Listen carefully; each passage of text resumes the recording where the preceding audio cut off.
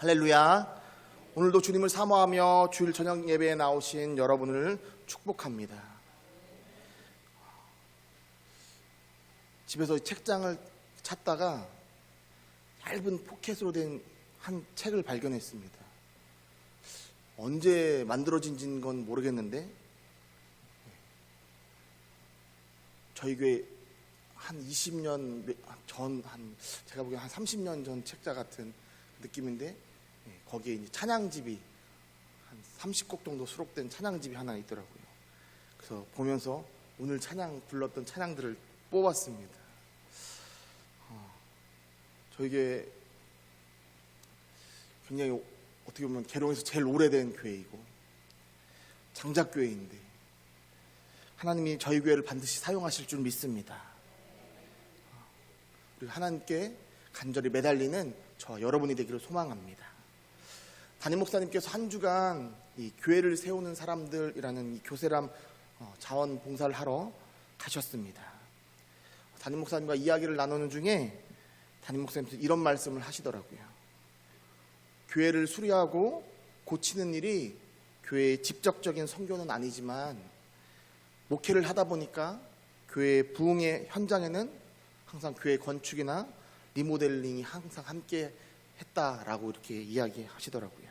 그러면서 목사님이 이 어려운 교회를 돕기 위해서 처음 계획하셨고 15년째 이게 계속 하고 계시다고 합니다.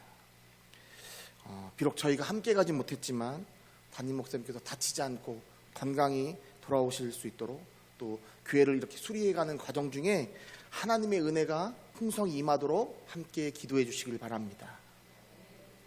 지난 수요일 저희는 이 바디메오를 통해서 믿음의 대상이 명확해야 된다라는 말씀을 들었습니다. 여리고의 수많은 사람들은 예수님을 그냥 나사렛 예수라고 말했지만 이 바디메오는 다윗의 자손 예수여 라고 이렇게 확실히 말합니다. 당신이 나의 구세주입니다. 당신이 나의 메시아입니다 라고 고백하는 이 바디메오에게 예수님은 그를 부르셨고 그의 눈만 떠진 것이 아니라 그는 구원을 받았고 예수님의 제자의 길을 살아가게 됩니다. 따라서 우리가 믿는 그분이 누구인지 명확히 정확히 알고 믿어야 합니다. 오늘 본문 1절은 예수께서 그리스도이심을 믿는 자는 하나님께로부터 난 자라고 이렇게 말씀을 시작합니다. 예수께서 그리스도임을 믿는 자, 과연 이게 무엇일까요? 먼저 그리스도로 번역된 크리스토스라는 이 말은 예수님의 직분을 나타내는데 기름 부으심을 받은 자라는 뜻입니다. 구약 시대에는 기름 부음을 받은 이 세 종류의 사람들이 있었습니다. 왕, 선지자, 그리고 제사장입니다. 유대인들은 대망하던 메시아는 바로 이 세 종류를 완벽하게 수행하시는 분이시고 반드시 그분이 오셔서 우리를 구원하실 거라는 희망적인 이 구원의 관을 가지고 있었습니다. 구약에서 왕으로 기름 부음을 받은 대표적인 그 왕이 다윗입니다. 다윗은 유대인에게 가장 위대한 왕으로 지금도 불려지고 있습니다. 성경은 그의 다스림을 이렇게 표현합니다. 우리 함께 사무엘하 8장 15절 말씀을 함께 읽겠습니다. 다윗이 온 이스라엘을 다스려 다윗이 모든 백성에게 정의와 공의를 행할세. 아멘. 다윗은 모든 백성에게 정의와 공의를 행했다라고 말합니다. 그러면 다윗보다 위대하신 메시아는 어떻겠습니까? 왕이신 하나님은 공평과 정의를 실현하시고 완전한 선으로 완전한 질서 가운데 백성들을 통치하시는 분이신 줄 믿습니다. 이 믿음이 유대인에게 있던 메시아 사상이고 오늘날 우리에게까지도 이어지고 있습니다. 사랑하는 성도 여러분, 예수님이 우리의 진정한 왕이신 줄 믿습니다. 우리 함께 왕이신 하나님 함께 찬양하겠습니다.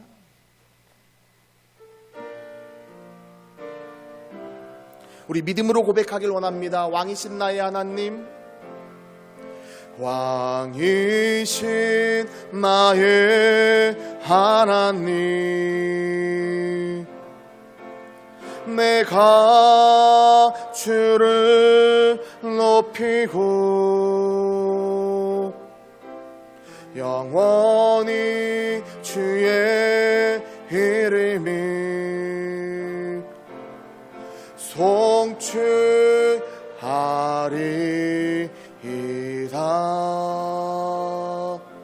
아멘. 우리 영원히 주님의 이름을 송축하는 저희 모두가 되기를 소망합니다. 구약시대에 두 번째로 기름 부으심 받은 자가 바로 선지자입니다. 선지자는 하나님으로부터 온 메시지를 바르게 또 정확하게 백성들에게 전하는 자입니다. 메시지를 빼먹거나 아니면 살을 더 붙이거나 할 수 없습니다. 정확하게 메시지를 전하는 자들입니다. 그럼 하나님의 말씀을 전하는 이 선지자의 삶은 어땠을까요? 오늘 우리가 낮에 목사님께서 예레미야 선지자에 대해서 말씀을 해주셨는데요. 이 예레미야는 제사장 힐기야의 아들로 태어났습니다. 그러니까 가만히 있으면 제사장의 길을 가는 자였습니다. 그런데 20세에 하나님의 사명의 부르심을 받습니다.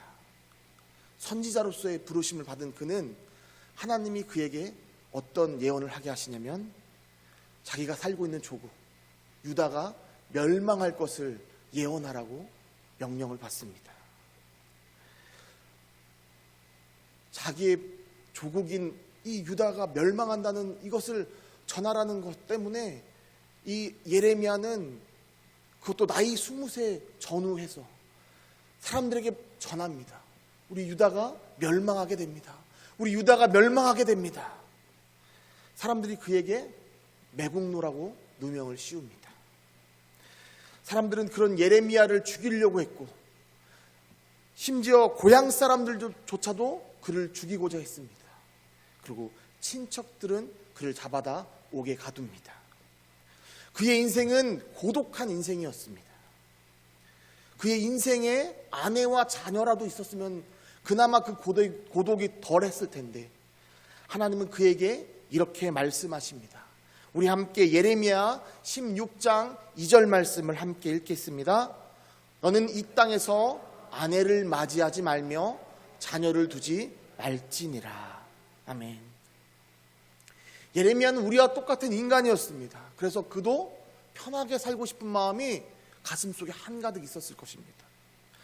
그러나 그를 사용하시는 하나님은 그를 그냥 내버려 두지 않으셨습니다. 예레미야가 하나님께 말씀합니다. 하나님께 말을 합니다. 하나님, 나도 이런 말 전하기 싫어요. 그때 하나님이 이 예레미야에게 이렇게 말씀하십니다. 우리 예레미야 20장 9절 말씀도 함께 읽겠습니다. 내가 다시는 여호와를 선포하지 아니하며 그의 이름으로 말하지 아니하리라 하면 나의 마음이 불붙는 것 같아서 골수에 사무치니 답답하여 견딜 수 없나이다. 아멘. 예레미야의 삶은 고독했습니다. 하나님의 말씀을 전하지 않고 싶은 마음도 있었는데 만약 전하지 않으면 그 마음이 불붙는 것 같고 마치 한이 맺힌 것처럼 골수에 사무쳐서 답답해 죽을 지경으로 가게 하나님이 만드신다고 하는 것입니다. 그래서 그는 매맞고 옥에 갇힐지언정 하나님의 말씀을 가감없이 바르게 정확하게 전하는 선지자로서의 사명을 감당하게 됩니다. 예레미야가 특별해서 그랬을까요? 다른 선지자들은 어땠을까요? 다른 선지자들도 고독한 삶을 살았습니다. 엘리야 선지자는 자신의 목숨을 걸고 아합 왕에게 나아가서 바른 말을 전합니다. 심지어 그도 우리와 같은 성정을 갖고 있는 사람이라 목숨이 무서워서 혹 죽을까 봐 도망을 치기도 했습니다. 호세아 선지자는 심지어 성적으로 문란한 여인을 맞아들이라는 하나님의 그 말씀에 순종해서 성적으로 문란한 여인과 결혼해야 했고 이스라엘 민족에게 경고의 메시지를 전하기 위해서 자신들의 자녀의 이름을 이렇게 짓습니다. 첫째는 이스라엘, 하나님이 흩으실 겁니다. 둘째는 로루하마, 긍휼히 여김을 받지 못할 것입니다. 셋째는 로암미, 이젠 더 이상 내 백성이 아니다. 여러분, 어느 부모가 자기 자녀들을 이름을 이렇게 짓길 원합니까? 하지만 선지자들은 하나님의 말씀에 순종하는 자들이었습니다. 그렇다면 예수님은 어떠셨을까요? 예수님께서는 자신의 뜻이 아닌 오직 하나님의 뜻에 순종해서 행하셨던 분이십니다. 우리 함께 요한복음 5장 30절 말씀을 함께 읽겠습니다. 내가 아무것도 스스로 할 수 없노라. 듣는 대로 심판하노니 나는 나의 뜻대로 하려 하지 않고 나를 보내신 이의 뜻대로 하려 함으로 내 심판은 의로우니라. 아멘. 예수님은 하나님 자체이십니다. 근데 그분이 나는 아무것도 스스로 할 수 없다라고 말씀하십니다. 이것이 바로 선지자의 삶입니다. 세 번째 기름 부음 받은 존재는 제사장이었습니다. 제사장은 모든 백성들의 죄를 가지고 하나님 앞에 대신해서 나아가서 제사를 드리는 하나님께 나아갈 수 있는 그런 사명을 감당하는 자가 제사장이었습니다. 제가 우연히 유튜브를 보는데 연세대 교수를 역임하는 김학철 목사님이 성경의 제사장과 오늘날의 목회자가 다른 이유라는 이 제목으로 설명을 해주는 그런 영상을 본 적이 있습니다. 보면서 매우 공감이 되었기에 함께 나누고자 합니다. 요즘에는 이런 말을 잘 안 하지만 옛날 목사님들 중에 하나님께 기름 부음 받은 종 이렇게 말씀하시는 분들이 계셨습니다. 그러니까 하나님의 이 제사장의 역할을 우리도 수행한다라고 이렇게 하는 의미이기도 합니다. 근데 결론부터 말하면 그것은 맞는 말도 되고 틀린 말도 됩니다. 맞는 말은 구약시대의 제사장이 율법을 가르쳤듯이 목사님들도 말씀을 가르치고 또 신앙적으로 종교적으로 리더십을 가지고 영적 지도자의 역할을 해주는 그 역할 때문에 그런 측면에서는 맞는 말입니다. 하지만 구약시대 제사장들은 백성들의 죄를 가지고 하나님 앞에 나아가던 사람입니다. 그러나 목회자든 지금 현대의 목사들은 그렇지 않습니다. 그 이유는 예수님이 십자가에서 모든 것을 해결하셨기 때문입니다. 예수님이 십자가에서 모든 걸 해결하시고 휘장이 찢어졌습니다. 그 휘장이 찢어졌다는 것은 이제는 더 이상 누군가를 통해서가 아니라 우리가 직접 하나님 앞에 나아갈 수 있다는 것입니다. 그래서 마틴 루터는 만인 제사장설을 주장했습니다. 사랑하는 성도 여러분, 죄의 문제를 대제사장으로 오신 예수님께서 완벽하게 해결하신 줄 믿습니다. 그래서 우리는 그분을 믿기만 하면 우리의 죄 또한 용서를 받을 수 있는 것입니다. 그래서 우리가 1절에서 예수를 그리스도로 믿는다라고 이렇게 말하는 것은 우리 예수님을 우리를 온전히 다스릴 왕이시며 또 우리를 바른 길로 인도하시는 선지자이고 또 우리의 모든 죄를 해결하시는 제사장임을 믿는 것입니다. 즉 예수님께서 우리 삶의 모든 영역에서 주인이 되신다는 이 사실을 믿는 것입니다. 사랑하는 성도 여러분, 우리 입술로 고백하기를 원합니다. 주님은 나의 왕이십니다. 주님은 나를 바른 길로 인도하시는 선지자이십니다. 주님은 나의 죄를 해결하신 제사장이십니다. 맞습니다. 이것이 바로 예수를 그리스도로 믿는다는 것의 의미입니다. 우리 함께 1절 말씀 다시 한 번만 읽어보겠습니다. 예수께서 그리스도이심을 믿는 자마다 하나님께로부터 난 자니 또한 낳으신 이를 사랑하는 자마다 그에게서 난 자를 사랑하느니라. 아멘. 사도 요한은 예수께서 그리스도이심을 믿는 자는 하나님께로부터 난 자다라고 이렇게 말합니다. 저와 저희 사모에게서 두 아들이 태어났습니다. 저희는 그 아이들을 자녀라고 부릅니다. 또는 아들이라고 부릅니다. 마찬가지입니다. 하나님께로부터 난 자는 하나님의 아들, 하나님의 자녀라고 부름을 받는 자들입니다. 그리고 그 자녀는 아버지를 따라서 아버지를 사랑하고 아버지의 뜻대로 다른 형제들을 사랑하는 하나님 사랑, 이웃 사랑을 실천하는 자인 줄 믿습니다. 우리 함께 심령이 가난한 자는 함께 찬양하겠습니다.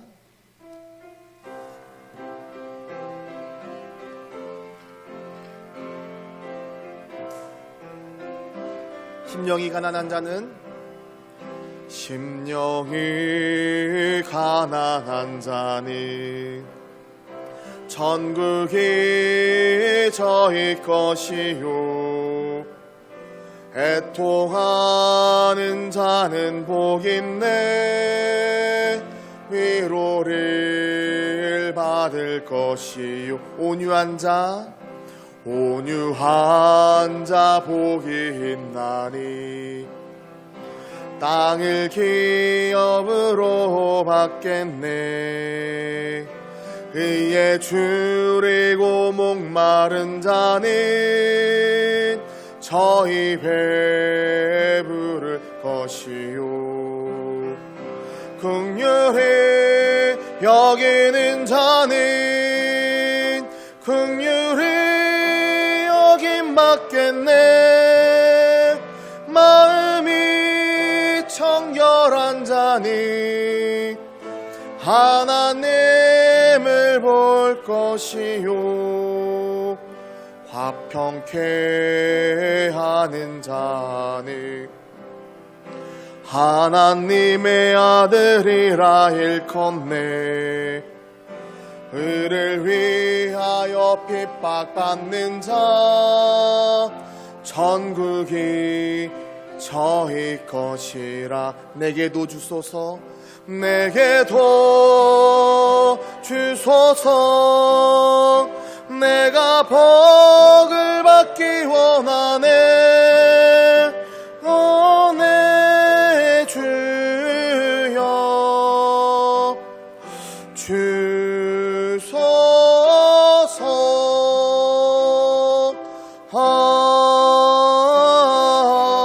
아멘. 아멘. 우리가 함께 지금 부른 이 팔복의 찬양은 마태복음 5장에 나옵니다. 우리 마태복음 5장 9절 말씀을 함께 읽겠습니다. 화평하게 하는 자는 복이 있나니 그들이 하나님의 아들이라 일컬음을 받을 것이미요. 아멘. 하나님의 아들이라고 하나님의 자녀라고 불리는 사람은 어떤 사람입니까? 팔복 말씀에 비추어 보면 화평하게 하는 자입니다. 공동체를 화평으로 이끌어가는 자입니다. 화평이란 건 히브리어로 샬롬입니다. 샬롬은 갈등이 없다, 전쟁이 없다, 싸움이 없다 이런 뜻입니다. 근데 더 심오한 뜻으로 들어가면 모든 영역에서 온전하고 평안한 상태를 의미합니다. 즉 하나님의 축복을 온 삶으로 누리며 살아가는 상태를 바로 샬롬이라고 말합니다. 근데 여기서 주목해야 할 점은 예수님은 화평을 소유한 자는 복이 있다라고 말씀하지 않으시고 화평하게 하는 자는 복이 있다라고 말씀하십니다. 즉 평화를 이루는 자, 화평을 이루어 가는 자는 복이 있다라고 말씀하신다는 것입니다. 인간은 시기, 질투, 분노, 두려움 또는 불안 이런 것들 때문에 마음의 평안이 무너지는 존재입니다. 그러하기에 하나님께서는 우리에게 두려워하지 말고 염려하지 말라라고 성경을 통해서 계속해서 말씀하십니다. 그렇다면 우리의 마음의 평안을 얻으려면 어떻게 해야 될까요? 디트리 본 해퍼 목사님은 용서는 모든 평화의 유일한 기반이다라고 말했습니다. 우리는 흔히 용서를 나에게 상처를 입힌 사람들의 그 행동을 내가 꼭 참고 견디는 것이라고 생각합니다. 하지만 용서는 그저 참고 견디는 것이 아닙니다. 용서는 나의 과거를 자유롭게 흘려보내고 또 현재의 나를 치유하는 내가 내린 선택이며 나를 위한 선택이 바로 용서입니다. 미움도 용서도 모두 관계에서 옵니다. 여기 계신 분들 중에 북극의 이름도 모르는 사람을 미워하시는 분은 안 계실 겁니다. 우리랑 다 마주치고 우리랑 같이 부딪히는 사람 중에 미움이 싹트고 또 그 가중에 그 사람 때문에 마음에 불안이 생기고 불편이 생기게 되는 것입니다. 이렇게 관계를 맺다 보면 상처도 받게 되고 반대로 상처를 주기도 합니다. 그리고 이런 것들이 쌓여서 우리 안에 미움으로 자라나게 됩니다. 이 미움은 우리 자신을, 우리 영혼을 하나님으로부터 멀어지게 만듭니다. 왜냐하면 사랑은 미움과 함께할 수 없는 속성이기 때문입니다. 따라서 우리는 우리 자신을 위해서도 용서를 해야 합니다. 기본적으로 용서는 하나님께로부터 오는 것입니다. 따라서 일단 용서하기로 선택했다면 우리는 다짐만 할 뿐 그 이유는 하나님께 맡겨야 합니다. 문제는 내가 분명히 용서하기로 선택했는데 여전히 내 안에 미워하는 마음이 생긴다는 것입니다. 이것이 바로 우리 인간이 가지고 있는 연약함입니다. 그런데 감사한 것은 하나님은 우리의 연약함을 알고 계십니다. 그래서 우리는 하나님께 하나님 아버지의 마음을 품고 제가 용서하겠다고 다짐했는데 여전히 내 마음에는 미워하는 마음이 계속해서 생깁니다. 주님, 이 모습 그대로 주님께 나아가오니 주님 나를 받아주세요. 나를 만져주세요 라고 기도해야 하는 것입니다. 진정한 용서는 하나님께로부터 오는 것입니다. 단지 우리는 용서를 하겠다고 의지를 가지고 다짐하고 선택하는 것입니다. 고린도후서 5장 18절에서 19절 말씀을 함께 보겠습니다. 모든 것이 하나님께로서 났으며 그가 그리스도로 말미암아 우리를 자기와 화목하게 하시고 또 우리에게 화목하게 하는 직분을 주셨으니 곧 하나님께서 그리스도 안에 계시사 세상을 자기와 화목하게 하시며 그들의 죄를 그들에게 돌리지 아니하시고 화목하게 하는 말씀을 우리에게 부탁하셨느니라. 아멘. 모든 것은 하나님께로부터 났습니다. 그리고 하나님은 예수님의 그 십자가를 통하여 하나님과 우리가 화목하게 만드셨습니다. 그리고 우리에게 이제 너도 너의 이웃과 화목하라고 말씀해 주십니다. 하나님은 만약 우리가 누군가를 용서하지 않으면 우리 또한 그분의 용서를 심리적으로 받아들일 수 없게 하셨습니다. 즉 우리가 용서할 때 비로소 우리 또한 하나님의 용서를 받아 누린다는 것입니다. 우리는 오늘도 주기도문으로서 마치도록 하겠지만 거기에 보면 이런 말씀이 있습니다. 우리 마태복음 6장 14절에서 15절 말씀을 함께 읽겠습니다. 너희가 사람의 잘못을 용서하면 너희 하늘 아버지께서도 너희 잘못을 용서하시려니와 너희가 사람의 잘못을 용서하지 아니하면 너희 아버지께서도 너희 잘못을 용서하지 아니하시리라. 아멘. 사랑하는 성도 여러분, 하나님은 하나님 아버지의 마음으로 남을 용서하길 원하십니다. 그리고 결과적으로 우리 스스로가 하나님의 용서하신 그 은혜를 경험하길 원하십니다. 왜냐하면 용서는 화평을 가져다 주고 화평하게 하는 자가 바로 하나님의 자녀이기 때문입니다. 하나님은 우리를 그 누구보다도 자녀라고 부르길 원하십니다. 사랑하는 내 아들아, 사랑하는 내 딸아 라고 부르시고 싶은 분이 바로 우리의 하나님이십니다. 그 하나님의 애달픈 마음이 우리의 심령에 전해지기를 주님의 이름으로 축원합니다. 오늘 본문 1절 말씀은 우리에게 예수를 믿는 자는 어떻게 하나님을 사랑하며 형제를 사랑할 수 있는지를 가르쳐 줍니다. 아버지께서 우리가 하나님의 자녀답게 아버지 되시는 하나님의 능력으로 용서하고 화평케 하며 형제들과 사랑하며 살기를 원하신다라고 우리에게 말씀해 주십니다. 우리 계속해서 요한일서 5장 2절 3절 말씀도 함께 읽겠습니다. 우리가 하나님을 사랑하고 그의 계명들을 지킬 때 이로써 우리가 하나님의 자녀를 사랑하는 줄을 아느니라. 하나님을 사랑하는 것은 이것이니 우리가 그의 계명들을 지키는 것이라. 그의 계명들은 무거운 것이 아니로다. 아멘. 우리 2절 말씀, 3절 말씀을 보면 뭔가 복잡해 보입니다. 2절에서는 하나님을 사랑하고 계명을 지키는 것이 하나님의 자녀를 사랑하는 증거가 된다라고 이렇게 말씀하시고, 3절에서는 계명을 지키는 게 하나님을 사랑하는 거다. 그리고 그것은, 그 계명은 무거운 것이 아니다라고 이렇게 말씀합니다.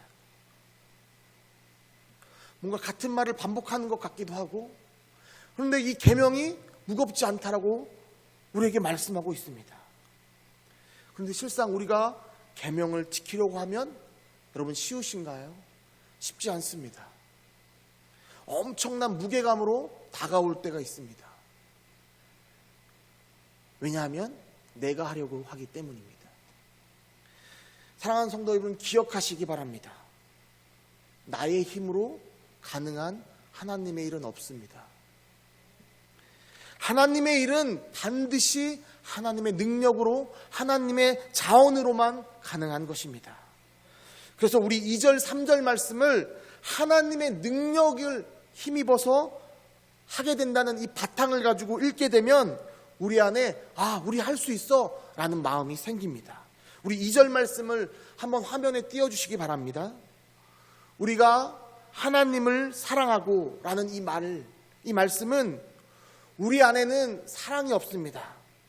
우리의 사랑은 변하고 변질됩니다. 그런데 우리가 하나님의 능력을 힘입었을 때 하나님을 사랑할 수 있습니다 라는 고백이 되어야 합니다.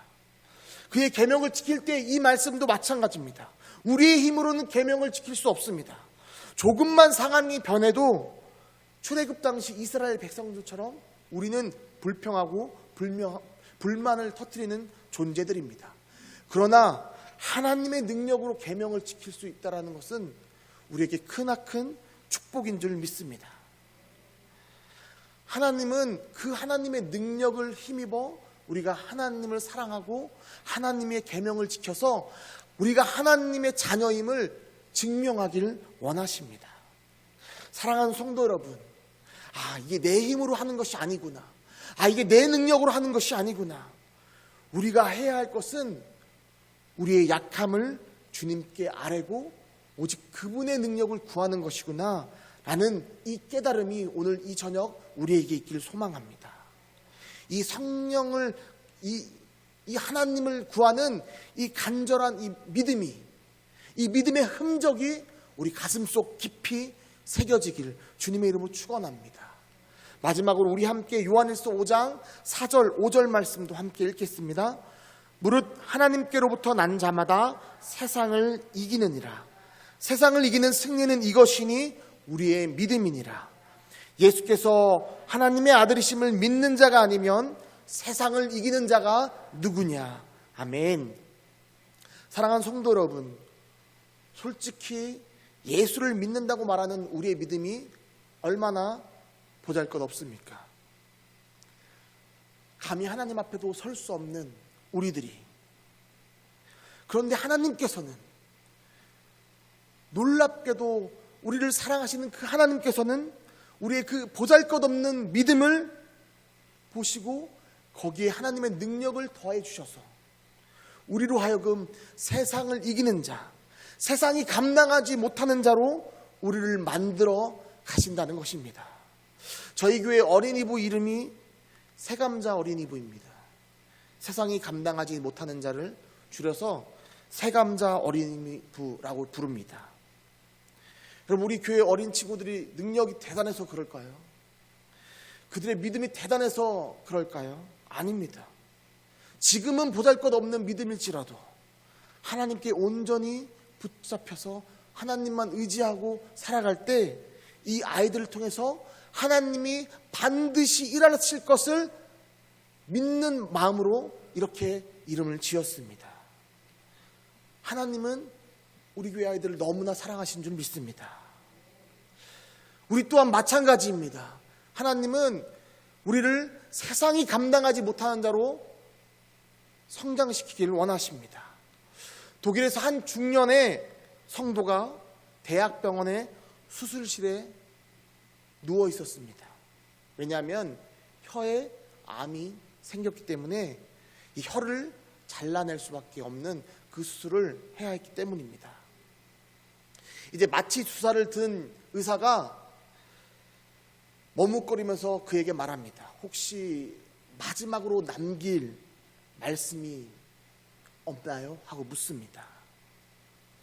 앞으로 글로 쓸 수는 있겠지만 이제 더 이상 혀를 사용하는 이 언어로 말을 할 수 없는 이런 상황에서 그 옆에 있던 간호원, 조수, 또 견습 의사들이 그를 둘러서서 그가 과연 무엇을 말할지 지켜봅니다.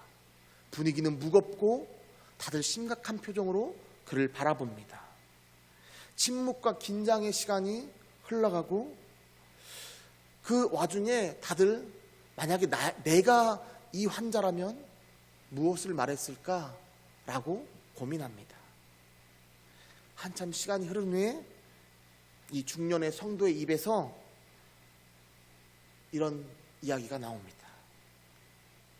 그의 입이 움직이면서 두 눈에서 눈물이 흐르면서 이렇게 고백하더랍니다. 주 예수님 감사합니다. 주 예수님 감사합니다. 주 예수님 감사합니다. 이것이 바로 그의 마지막 내뱉음이었습니다. 사랑하는 성도 여러분, 비록 그의 혀는 절단되었지만 그는 이 마지막 고백을 통하여 오늘날 많은 사람들에게 간증을 남기게 됩니다. 사랑하는 성도 여러분, 잘 사는 것도 중요하고 건강하게 사는 것도 중요합니다. 그러나 진짜 본질은 내가 예수를 제대로 믿고 사는 것인 줄 믿습니다. 또한 하나님의 능력을 통하여 예수를 믿는 자로 살아가는 그 삶을 살아가는 것이 진짜 본질인 줄 믿습니다. 우리의 능력으로 살아가는 것이 아니라 하나님의 능력으로 살아가는 진짜 예수쟁이들이 되기를 주님의 이름으로 축원합니다.